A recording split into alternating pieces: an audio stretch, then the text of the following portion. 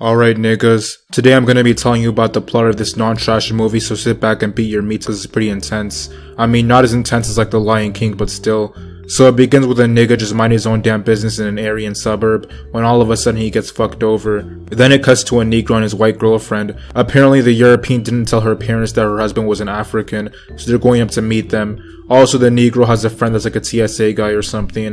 While they're driving, they hit a fuck-ass deer and 12 shows up. The policeman seems to get his orders from Bull Connor and tells the Negro to show his ID. So the white girlfriend shows that she's down for the cause by reenacting that scene from The Dictator where Anna Faris goes off on a nigga. Okay, so they get to the parents' house and everything seems okay, you know, just a mild-mannered family. But then the girlfriend's brother shows up and forgets that he's in 2017 and not 1817. He almost starts some shit with the Negro and is really uncomfortable, so the rest of the family just tells him to shut the fuck up. The dad gives the Negro a tour of the house and apparently they own slaves. This wouldn't really be an issue if it weren't for the fact that they're all stiff as hell. Like, these niggas are really acting woozy. So at night the Negro tries to go outside and smoke a Newport, which doesn't really make any sense to me cause he could have just bought gas instead. But then some ox nigga starts charging at him like he's playing Madden 18 in real life. He doesn't hit him though, he was just being a fucking goofy. So then the Negro's like, yeah, that's enough else for one day, and he goes back to the house where the mom is posted for no reason. She tries to get him to sit down and get hypnotized. And this, ladies and gentlemen, is where the nigga really fucked up.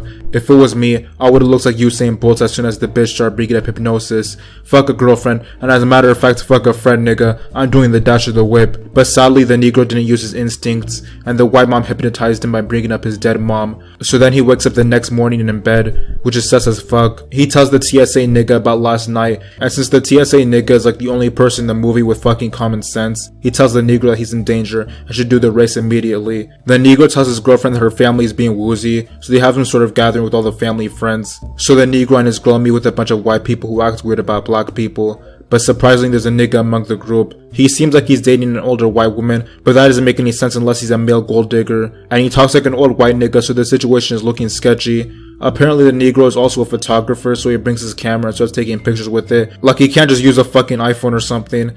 Actually, he couldn't use his iPhone because he found out that it was unplugged by one of the slaves, and then she acts weird as fuck about it. He also comes across one normal guy that's apparently blind. The blind guy is like an art dealer, and the only nigga that isn't acting up or being lame. Then the main Negro starts taking pictures like he's the paper boy, so the weird nigga tackles him and tells him to get the fuck out of there. The weird nigga also somehow becomes normal, so the main Negro reports his finds to the TSA nigga, who finds out that the weird nigga is actually the guy from the beginning of the movie that went missing. But I just want to know how a nigga can really go missing and the whole police force just stops giving two shits about him the very next day. I mean, I know cops be killing and beating niggas, but what the fuck? Then the Negro tells his white girlfriend about all the weirdo shit that's been going on, and he wants to escape the plantation.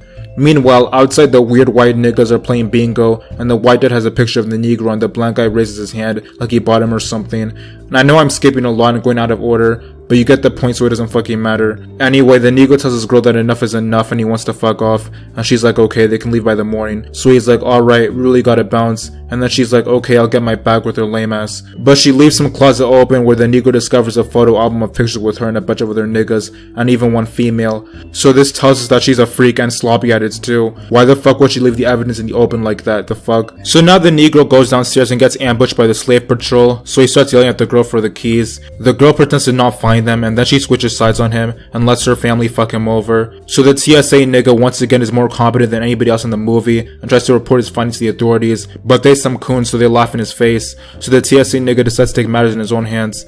Meanwhile, the main Negro is tied up in a dungeon where he's about to be hypnotized. As it turns out, the white family takes the bodies of niggas and sells them to white people who want to be like Orochimaru and live forever through young niggas. And the slaves aren't really slaves, but they're the white people's grandparents who just stole the niggas' bodies. And the blind art guy won the Negro's body, so he's about to finesse it. So the Negro thinks fast and escapes and then murks the brother, and then he starts handing out also the rest of the family, but the white girlfriend just can't let it go and tries to take him out with the 12 gauge. After a long battle where he kills the grandparents and some other shit goes down, he has her pinned down, but then they hear 12 and she starts smiling like the Joker because she knows that cops be killing niggas. Thankfully it's the TSA nigga in the whip and the girl gets murked, and then they have a laugh about it and suffer absolutely no criminal penalties because this is the real world, and that's the movie. I think it was cool, but to be honest, I was a little disappointed because everyone else was hyping it up as like a really funny movie when it was actually more of a horror movie. And even then, it wasn't even that scary, but it was interesting to watch. So I give this movie a Jermaine out of Jackson 5, and I hope you niggas like this video because it's gonna be the new wave. I mean, I have a lot of shit to call trash, but that's running out fast, and I have an unlimited amount of summaries to make, so look forward to that. And if you're ever cornered by a group of people that aren't in your race, then run like the Roadrunner. Okay guys, make sure that when you subscribe you hit the notification button because that lets you know whenever I make a new video, and as always, thanks for watching.